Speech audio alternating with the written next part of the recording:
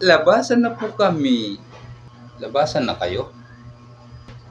Opo, maaga pa.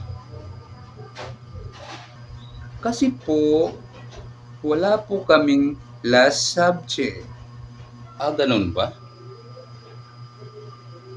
Opo. Edi, susunduin na kita. Susunduin mo po ako sa school. Busy pa ako sa work ko eh. Kaya hindi kita nasundo kaagad.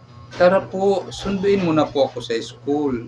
Balik po tayo doon. Para sunduin mo po ako. Di bali. Tara, bumalik tayo sa school.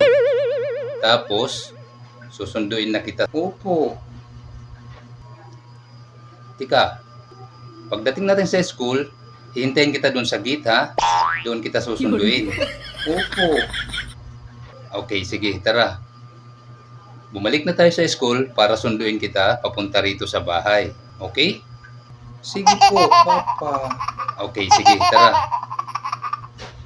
Tara na po.